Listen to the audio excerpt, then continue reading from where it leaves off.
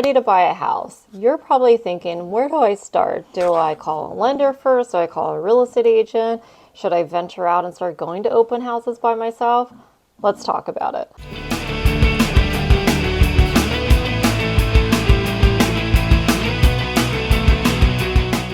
All right, so just a little introduction. My name is Tabitha Vogelsong. I'm a licensed real estate agent in Los Angeles, California. Anything I say in this video is based on my experience and my opinions. So again, depending on what state you live in, things could look a little different. But let's jump in. So you're ready to buy a house. Okay, fantastic. Well, before we freak out, let's figure out where to start. You're probably thinking, do I start with an agent? Do I start with a lender? Do I start going to open houses by myself? Don't worry, no need to freak out. We'll talk about it. Okay, so you're ready to go out and find a house. Now, where do we start? My recommendation would be step number one is find yourself a real estate agent. So let's talk a little bit more. How do we do that? It may be tempting to go out, see some open houses by yourself, but really we have to figure out what price point's going to make sense for you, neighborhoods, etc.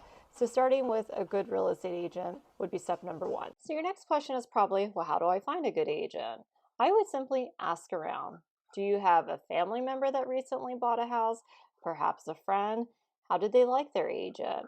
Ask some questions. And again, when you say, did you like your agent? Ask specific questions. Was that agent able to negotiate for them? Were they clear on the process? What things are going to be important to you and an agent? And ask to make sure that agent would actually be able to check some of those boxes. And honestly, guys, I would really recommend taking your time to find an agent that's a good fit for you. You have to remember your agent is probably going to end up working with the lender that we pick, which again, we'll talk about that in a second. The agent's going to know a lot about you. You're going to spend a lot of time with them. They're going to know about you, your family, and probably to some extent some of your finances. So it's someone that you're going to want to feel very comfortable with. In addition to that, again, we just have to make sure, can the agent really represent you in the best light possible? Are they going to be able to find the right house in the right neighborhood? Once they find that, are they going to be able to present your offer, again, in the best light possible? After offers are accepted, guys, we have to go through a lot of other steps like inspections, appraisals, and just making sure that loan is in place and we're going to be able to close escrow. All things that we'll talk about along the way. But again, just making sure that agent is a good fit for you. If you talk to them, something doesn't seem right, move on. So the great thing about finding an agent that you like is most likely they're going to have a lender that they work with, probably multiple lenders.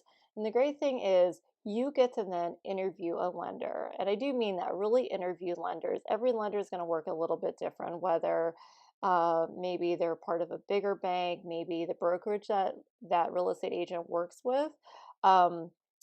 They have some in-house lenders. Maybe it's a mortgage broker where they then have access to many different loan programs. It could be a credit union that sometimes will bring forward different interest rates that are sometimes a lot lower than what is published to the public.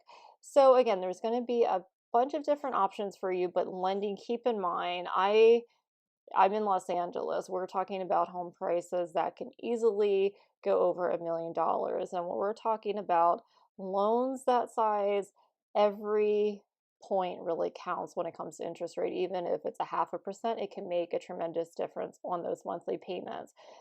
Just like the point that I made with the real estate agent, this lender, they're really going to know your business. They're going to look at your paycheck stubs, your bank statements. They're going to be looking at credit score, debt to income. Again, this is also if they're going to be asking you for. So just make sure it's someone that you feel comfortable with. One thing with lending I would really say is make sure they actually speak to you as a human and they're not just speaking in acronyms and they're speaking over your head. If you have a question, ask it. If they make you feel silly for asking the question, change lenders. There's many different options out there. So again, you're assembling a team that's going to be a good fit for you. So just make sure, going back to make sure that real estate agent is in alignment with really what your goal is in this home search. And then again, that lender has your best interests in mind, and you can ask any questions that you have to make sure you feel confident that this is going to be the right lender for you and you're picking the best loan option. And that leads me to the most important person in this entire process, which is really you. You are going to be the one to make sure that your team it's supporting you in the best way possible. So really, it's you, your real estate agent, and a lender to initiate this home buying process. Now, as we go along, other people will enter this picture. Again, after you get an offer accepted, then there's going to be an escrow company, title company, again, depending on what state you're in.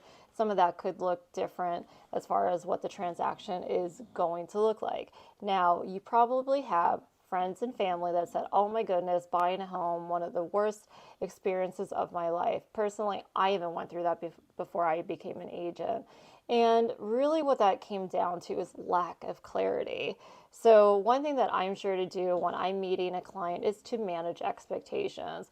We will talk about what's going on in the market. Again, lending is a very early conversation that personally I have with my clients. So we can really go through what the numbers are going to look like. And then with that amount, the budget that we have determined that feels right to them based on what they're approved for and monthly payments, because just because we're approved for something doesn't mean we have to go that high. We want to look at those monthly payments. And then with that information, we holistically make a decision of what feels right to you, whether it's the purchase price, the neighborhoods.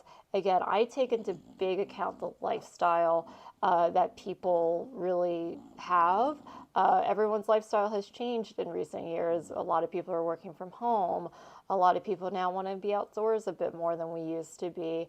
Again, as agents, we really should be taking all of that into account, and you should really feel seen and heard through the entire process. Okay, so just a quick recap. We have picked our real estate agent, we've spoken to multiple lenders, and now we have our pre-approval letter in place at this point.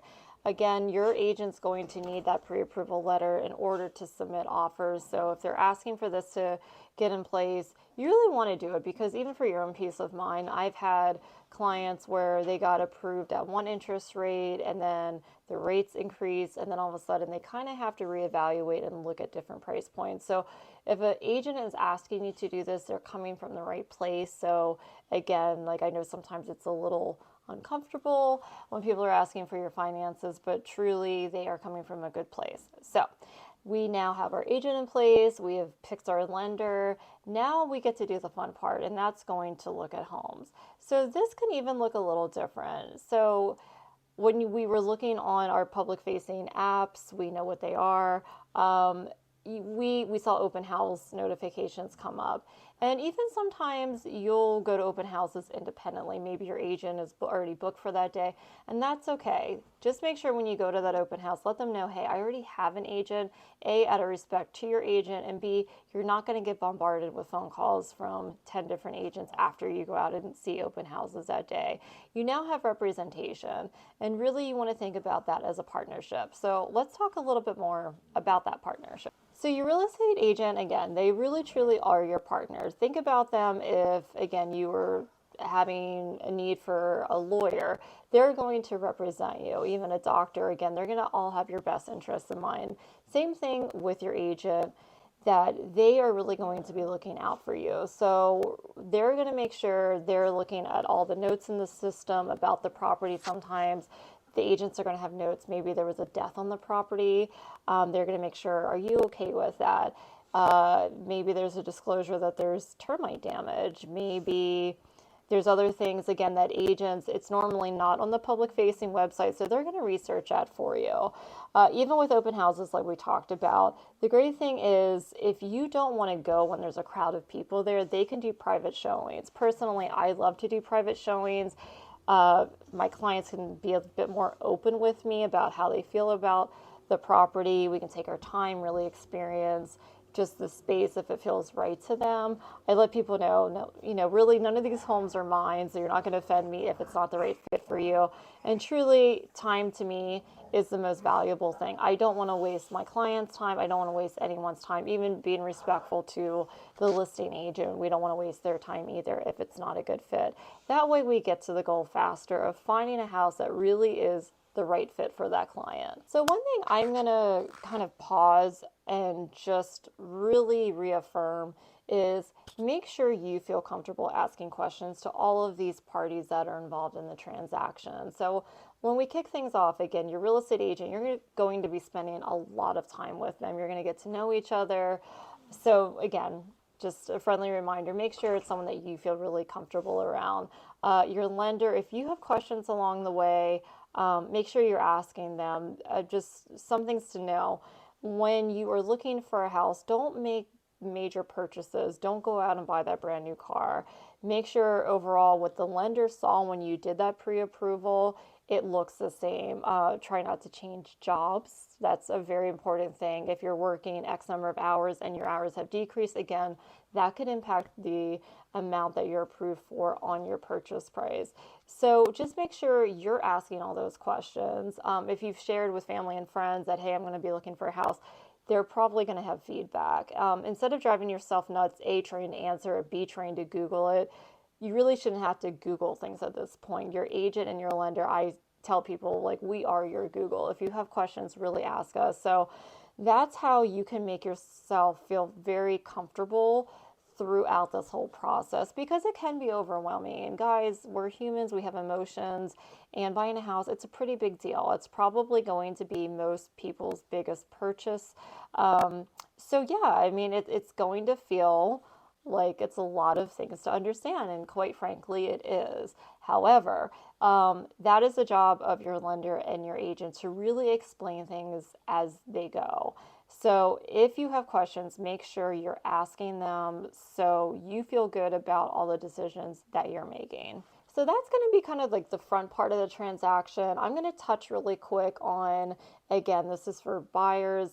After you have your offer accepted, and again, I'm kind of jumping over the fact that you could be writing multiple offers. Again, I'm in Los Angeles, California, so it is typical that we're going to write an offer, and unfortunately, they're not going to get accepted sometimes. Different markets bring larger buyer groups out in many cases, and sometimes properties are going to go well over asking price.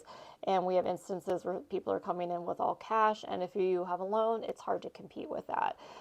So again, I can do another video breaking what that process is like, but for time's sake, I'm going to say, okay, our offer is accepted. What do we expect then? With my clients, again, I'm in Los Angeles, California. Every state operates a little differently. We open escrow, and you're going to be working with an escrow company. Your real estate agent, don't worry, they're still going to be there every step of the way. Again, your lender is also going to be involved with this part of the process. But now here enters escrow. So escrow, quite simply, is a third-party company that's going to help transfer ownership of the property from the sellers to you throughout this time period. Normal escrow periods for where I am is around 30 days. Again, sometimes to make offers more attractive, we can do 21 days, maybe even less if our loan is already in place. During that process, we're going to be doing home inspections. We are going to have the house appraised, and we're going to make sure, again, everything is where it needs to be on the loan side of things. So with all that being said, again, that can get overwhelming, but as an agent, I break that down. So every week I go, okay, guys, we're going to be focusing on our home inspection this week. We're going to be talking about the appraisal, because we have these things called contingency periods, which are really this window of, hey, you have a window to do X, Y, and Z. So in case something pops up that's not feeling right, you actually, as the buyer, have the right to cancel the transaction. It's something that does happen sometimes along the way. Again, when I'm working with buyers, we don't do this intentionally, but it does happen, unfortunately, based on some findings, whether it's during the inspection. Some things can happen where the appraisal doesn't come in at full value. And then even on the lending side, unfortunately, due to some of those things I talked about earlier, sometimes scenarios change with clients. Unfortunately, they don't tell the lender, and they're not in the place to get the loan anymore. So there's many different things, but again, contingency periods are in place. So therefore, we do a 3% deposit. You would have the right to, in most cases, get that back under contingency periods.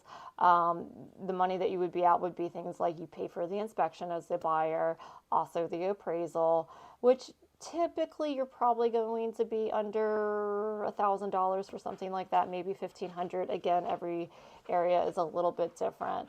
But again, the key is really working as a team during this whole process, whether again it's asking your real estate agent questions. They should be breaking really what that whole process looks like down. The escrow company, they're going to be reaching out. Again, that's where you're sending the funds to. That's, again, in my state, that's where funds are sent to. So escrow is going to be another part of your team that really gets us to closing, aka your new home ownership. So now we can talk about the fun part.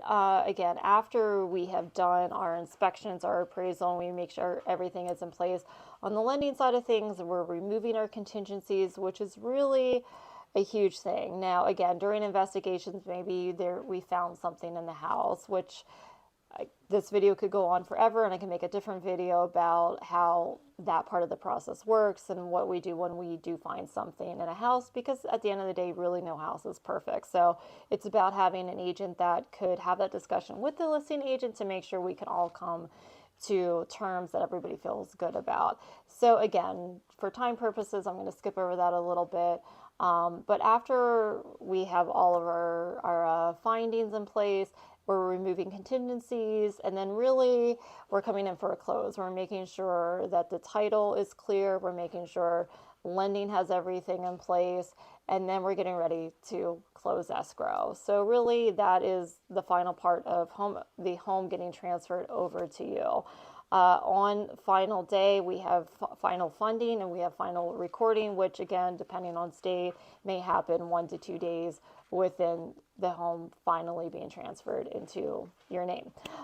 So again, it's a process, guys, but remember, I mean, it's a big purchase, so it's a pretty big deal, but with the right real estate agent, right lender, and the right mindset, really getting to the finish line, it doesn't have to be as overwhelming as we've heard. And again, a lot of times when I meet with clients, they have a bad taste in their mouth from agents, and then I start asking, well, why? And really, I find it boils down to that the previous agents they may have worked with, or some of the stories that they've heard from other people, they simply were not informed on what the process was going to look like. And being in the dark during a big purchase such as a home really can have people spiral very quickly. So again, just make sure you have your team that is talking to you, making sure you understand every part of this process. So congratulations for taking the step into home ownership.